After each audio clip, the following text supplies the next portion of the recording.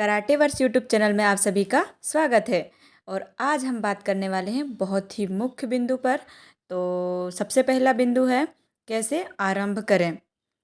तो सबसे पहला टॉपिक है इसमें वार्म अप एक्सरसाइज। कराटे का अभ्यास शुरू करने से पहले शरीर को सही ढंग से गर्म करना बहुत ज़रूरी है। अन्यथा कराटे के शुरुआती अभ्यास में ही शरीर के किसी भी हिस्से में अंदरूनी चोट आ सकती है।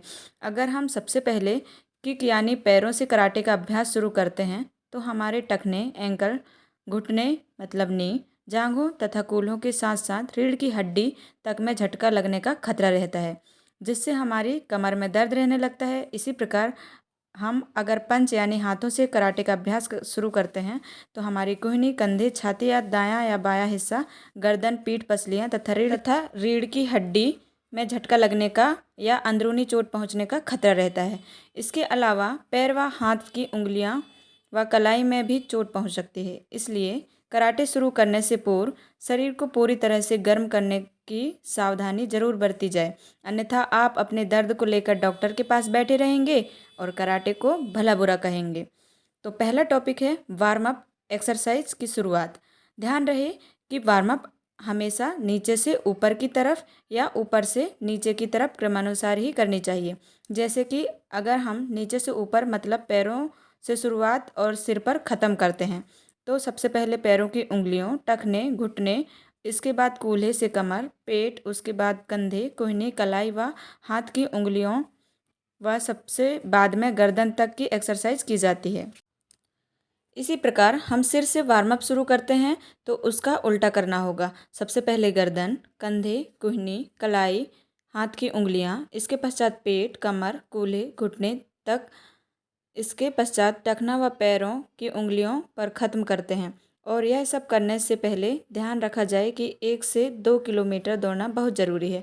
तत्पश्चात आप एक्सरसाइज शुरू करें और एक्सरसाइज के बाद आप बॉडी स्ट्रेचिंग एक्सरसाइज शरीर को खींचने वाली ज़रूर करें और साथ में 100 तक दंड लगाना भी ज़रूरी है। वार्म अप एक्सरसाइज व स्ट्रेचिंग एक्सरसाइज और दौड़ने से आपका शरीर लचीला व फुर्तीला बनेगा तथा दंड लगाने से आपके शरीर में ताकत आएगी। अब दूसरा टॉपिक है कराटे सिर्फ एक खेल नहीं है। अब खेल नहीं है तो है क्या, तो हम जानेंगे आगे। खेल कोई भी हो वह निश्चित तौर पर शरीर पर अपना सकारात्मक प्रभाव डालता है। बात अगर कराटे की करें तो इसका सकारात्मक प्रभाव चौतरफा होता है। वास्तव में यह सिर्फ एक खेल नहीं है, यह एक कला है, एक पद्धति है, एक समीकरण है जिसे आधार बनाकर जीवन को संतुलित बनाया जा सकता है। हो सकता है कि मेरा दावा आपको थोड़ा अटपटा लगे, लेकिन इसका पर्याप्त आधार है। जब भी मेरे जहन में सवाल आया या किसी ने पूछा कि आखिर कराटे है क्या, तो हमेशा मेरा जवाब रहा है it is the great combination of physical exercise, yoga and meditation. मतलब कराटे कसरत, योगासन और ध्यान का बेहतरीन मिश्रण है। यह तो मेरा जवाब है। बहुत संभव है कि इस बहुआयामी कला के कुछ पहलू मुझसे अनछुए रह गए हों, क्योंकि मैं तो एक आदना सा साधक हूँ। बड़े बड़े गुरु और महागुरु ही काफ़ी हद तक इसके पहलुओं की परतों को खोल पाए हैं। चलिए फिलहाल इसके 3 पहलुओं की गहराई में चलते हैं। पहला है फिजिकल एक्सरसाइज। जैसा कि आम लोगों के बीच कराटे को लेकर मान्यता है, यह कला आदमी को शारीरिक रूप से मजबूत बनाती है। इसकी सीधी सी वजह है कि अभ्यास के दौरान विभिन्न तरह के व्यायाम करवाए जाते हैं। इस दौरान इसका पूरा पूरा ध्यान रखा जाता है कि शरीर का कोई भी हिस्सा ऐसा ना रह जाए जो बाद में कमजोरी बन जाए। पीठ, पेट, सीना, कंधों के साथ साथ हाथ पैर के छोटे से छोटे हिस्से की मजबूती के लिए विशेष व्यायाम करवाए जाते हैं। ध्यान रहे कि ये व्यायाम मजबूती के लिए होते हैं। जिम में करवाई जाने वाली कसरत की तरह मांसपेशियों को गठीली बनाने से इनका कोई वास्ता नहीं होता। मांसपेशियों को लचीला बनाने और उसकी सहन शक्ति को विकसित करने के साथ ही हर एक कोशिका को एक एक्टिव पावर हाउस बनाने का काम कराटे के व्यायाम करते हैं। महागुरुओं ने व्यायाम की विधियाँ इस कला की ज़रूरत के हिसाब से ही विकसित की है।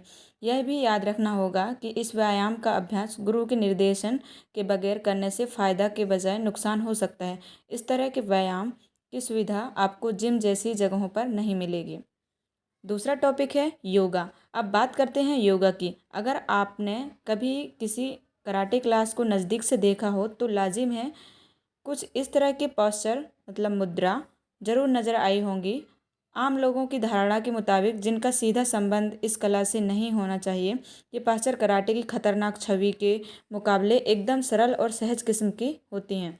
दरअसल यही कराटे का वह पहलू है जिसका आधार योगा मतलब योगासन है। ये पोस्चर क्लास में अभ्यास का अभिन्न हिस्सा होती हैं। इसमें सबसे महत्वपूर्ण है डीप ब्रीथिंग, लंबी सांस खींचना एवं छोड़ना। योगा में डीप ब्रीथिंग का विशेष महत्व है। अगर इसे योगा का आधार कहा जाए तो शायद गलत ना होगा। कराटे के अभ्यास के दौरान मुझे जो गुरु मंत्र मिले उनसे महत्वपूर्ण यही है कि डीप ब्रीथिंग कराटे की आत्मा है। मार्शल आर्ट के खिलाड़ी की पूरी ताकत और क्षमता ब्रीथिंग सिस्टम में ही छिपी होती है। यही नहीं, यह शरीर के श्वसन तंत्र को दुरुस्त रखता है। अगर श्वसन तंत्र गड़बड़ाया तो समझो कि बीमारी को शरीर में पैर जमाने का बहाना मिल गया। डीप ब्रीथिंग के अलावा भी कराटे की कई टेक्निक योग का प्रतिनिधित्व करती हैं। तीसरा टॉपिक है मेडिटेशन। आज की तेज रफ्तार जीवन शैली से जिंदगी में पैदा हुए असंतुलन को दुरुस्त करने के लिए लोग योगासन और ध्यान मतलब मेडिटेशन की ओर भाग रहे हैं। इसके अभ्यास के लिए मार्गदर्शन पर हजारों रुपये खर्च करते हैं, लेकिन कराटे के साधक को योगासन की तरह ही ध्यान का लाभ भी मुफ्त में मिलता है।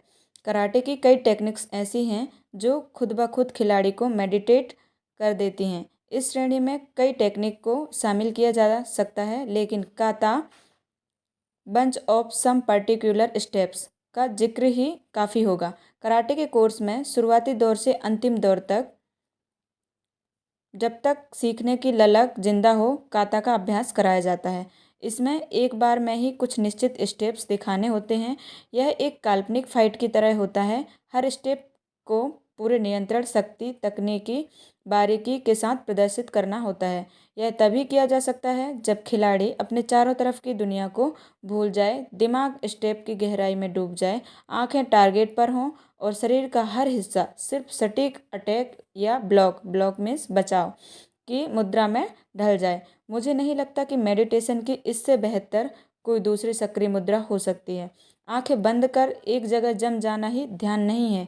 ध्यान का प्रयोजन मोटो है अपने अंतर में डूब जाना।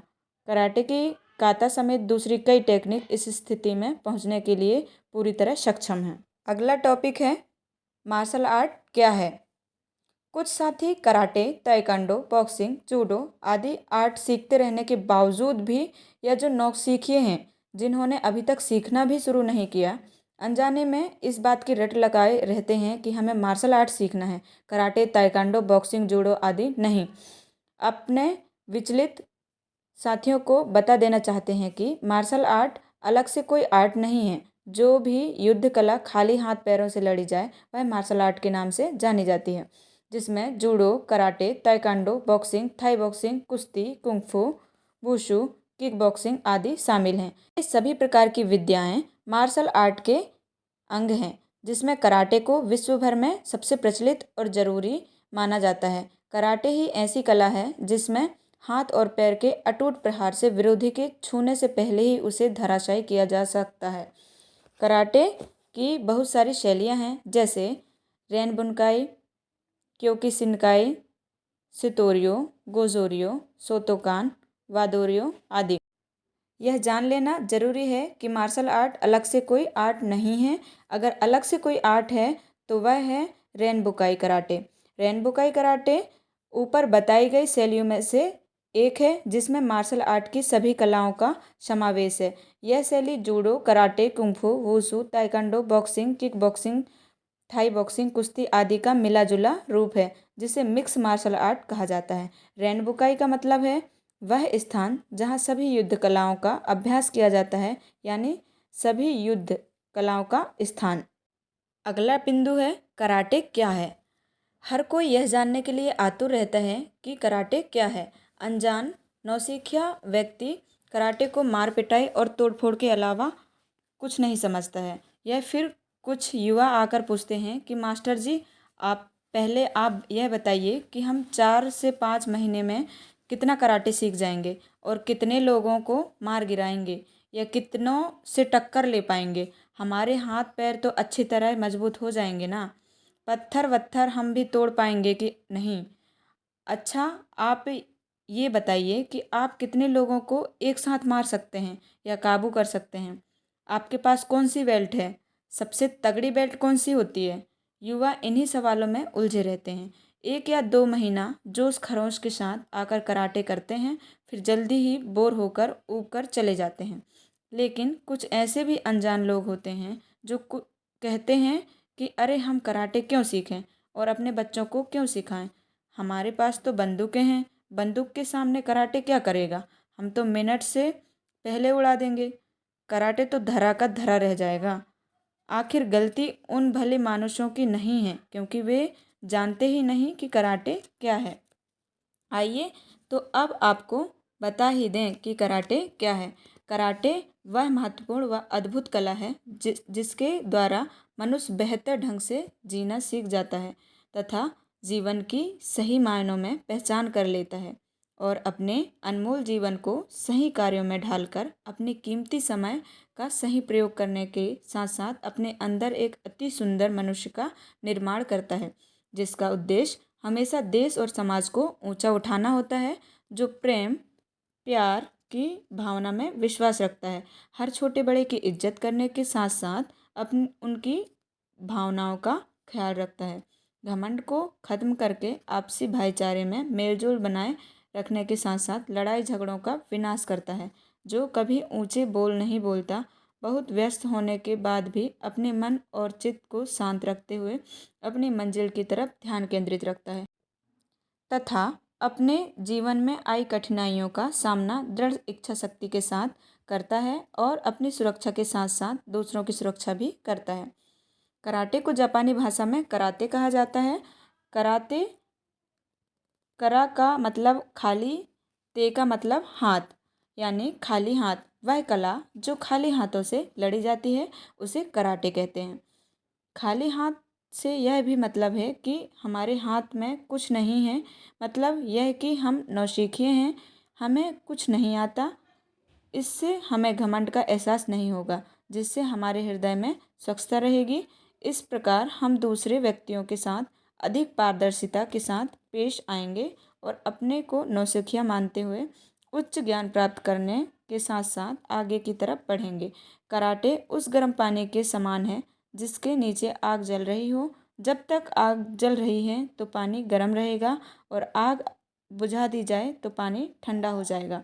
उसी प्रकार आप अभ्यास करते रहेंगे तो आपको कराटे से फ़ायदा मिलता रहेगा। जब अभ्यास बंद कर देंगे तो फ़ायदा भी मिलना बंद हो जाएगा। या यूँ कहें जैसे जीवित रहने के लिए हवा, पानी, भोजन, आराम और मनोरंजन की ज़रूरत है, उसी प्रकार इनमें से एक भी काम छोड़ दें तो जीवन खत्म हो जाएगा। जैसे ये सभी चीज़ें जीवन से जुड़ी हुई हैं, उसी तरह कराटे भी जीवन से जुड़ा हुआ है। अगला बिंदु है कराटे क्यों सीखें और बच्चों के लिए क्या है कराटे। यह एक महत्वपूर्ण सवाल है कि कराटे क्यों सीखें। पहले भी बताया जा चुका है कि कराटे महज एक खेल नहीं है, यह जीवन को बेहतर बनाने की कला है। अगर बात युवा वर्ग की करें तो उनके लिए यह कला दुनियादारी के तमाम झंझटों से बेहतर तरीके से निपटने में सक्षम बनाने का जरिया साबित हो सकती है। शरीर को चुस्त दुरुस्त रखने के लिए एक्सरसाइज बेहद ज़रूरी है। जहाँ तक कराटे का सवाल है, यह कला शरीर को चुस्त दुरुस्त ही नहीं बल्कि कई तरह के रोगों से भी बचाती है। कराटे करने वाले पर कभी मोटापा हावी नहीं हो सकता। मांसपेशियां और हड्डियां मजबूत होती हैं, ब्लड प्रेशर ठीक रहता है, शुगर नहीं होता, दिल की बीमारी नहीं होती, नींद अच्छी आती है, भूख अच्छी लगती है, आदि आदि बहुत सी बीमारियों से बच सकते हैं। कराटे का अभ्यास आत्मविश्वास विकसित करता है तो वहीं कार्यक्षमता और एकाग्रता बढ़ाता है। आज के प्रतिस्पर्धा वाले माहौल में ऊंचे आत्मविश्वास और बेहतर कार्यक्षमता व एकाग्रता के बगैर खुद को साबित नहीं किया जा सकता। बच्चों और महिलाओं के मामले में भी कराटे कला इतनी ही मददगार है जितनी युवाओं के लिए। कंप्यूटर और टीवी से चिपके रहने वाले बच्चों को अगर हर प्रतिस्पर्धा के लिए तैयार रखना है तो उनको ऐसी गतिविधियों से जुड़ाव रखना जरूरी है जो उनके शरीर और मस्तिष्क को चुस्त दुरुस्त रखे। मार्शल आर्ट इसका बेहतर जरिया है। साथ ही इसके अभ्यास के से बच्चे में बहुत से गुण पैदा हो सकते हैं, जैसे सहनशीलता। कराटे करने वाले दूसरों की अपेक्षा सहनशील होते हैं। लोग गलत कहते हैं कि कराटे करने वाले जरा सी बात पर गुस्सा करते हैं, बल्कि सच तो यह है कि कराटे करने वाला बहुत ही सहनशील और विनम्र होता है। दूसरा, अनुशासन। अनुशासन हमारी ज़िंदगी का अहम हिस्सा है। अगर हम अपने काम के प्रति अनुशासित नहीं रहेंगे तो अपनी मंजिल तक पहुंचना मुश्किल है। इसलिए दुनिया में हर काम को पूरा करने के दो ही मूल मंत्र हैं, अनुशासन एवं आत्मविश्वास। कराटे करने से सबसे पहले आत्मविश्वास पैदा होता है। यह 100% सही है। कराटे करने वाले जीवन का सामना अधिक अच्छी प्रकार से कर सकते हैं। कराटे का प्रयास अपने से आप अपने आपको चुस्त दुरुस्त रख सकते हैं, बीमारियों से बच सकते हैं। इसके साथ साथ एक्सरसाइज, योग, मेडिटेशन तीनों का फ़ायदा उठा सकते हैं। इसके अलावा खास बात यह है कि बच्चों की पढ़ाई के साथ साथ उनके स्वास्थ्य का भी ध्यान रखिए। बच्चों का बचपन खुशियों से भरा होना चाहिए, बीमारियों से नहीं। अगला बिंदु है अपनी सुरक्षा अपने हाथ। जहाँ तक महिलाओं का सवाल है तो महिलाओं के लिए यह कला वरदान साबित हो रही है। आज समाज में महिलाओं के साथ छेड़खानी, बलात्कार, छींटाकशी जैसी घटनाएं बढ़ती जा रही हैं। बदलते समय में खुद को सुरक्षित रखने के लिए इस कला का प्रयोग किया जा सकता है। इस कला को सीखने से मनुष्य कभी अपने आप को अकेला महसूस नहीं करता है। यह कला मनुष्य की सच्चे साथी के रूप में हमेशा सहायता करती है। शहरी लाइफस्टाइल की परोसी हुई दिक्कतों को दूर करने और अपनी सुरक्षा अपने हाथ की बढ़ती ज़रूरतों को पूरा करने के लिए मार्शल आर्ट का अभ्यास निहायत ज़रूरी हो गया है। अब अपनी चेन झपटते देख मदद के लिए चिल्लाने से कुछ नहीं होगा। खुद को लुटेरों को पटकनी देने लायक बनाने से ही बात बनेगी। अगला बिंदु है कब सीखें। विदेश यात्रा के दौरान पानी के जहाज में एक भारतीय धर्मगुरु स्वामी रामतीर्थ ने 80 साल से ऊपर के जर्मन वृद्ध को चीनी भाषा सबसे कठिन मानी जाती है सीखते हुए देखा तो आश्चर्यवश पूछ ही लिया, उम्र के इस पड़ाव पर यह भाषा आपके क्या काम आएगी? आप जब तक इसमें पारंगत होंगे तो संभवतः मृत्यु का समय आ चुका होगा। जर्मन ने जवाब दिया, मृत्यु का क्या भरोसा कब आ जाए। अगर मैं मृत्यु को ध्यान में रखकर ही सारी चीज़ें निर्धारित करता तो कुछ नहीं सीख पाता। साथ ही उसने कहा, सीखने की कोई उम्र नहीं होती, बस मौके की ज़रूरत होती है। कराटे कला भी इस दायरे से बाहर नहीं कराटे कला भी इस दायरे से बाहर नहीं है। कई जगहों पर ऐसे लोगों को कराटे का अभ्यास करते हुए देखा है जो उम्र के तीसरे पड़ाव पर हैं। वह जुनून ही है जिसके दम पर कराटे का अभ्यास किया जा सकता है। इसका अभ्यास किसी भी उम्र में किया जा सकता है।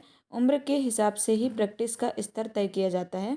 कराटे का अभ्यास आपको कम से कम आपके एज ग्रुप में तो दूसरों से बेहतर बना ही देगी।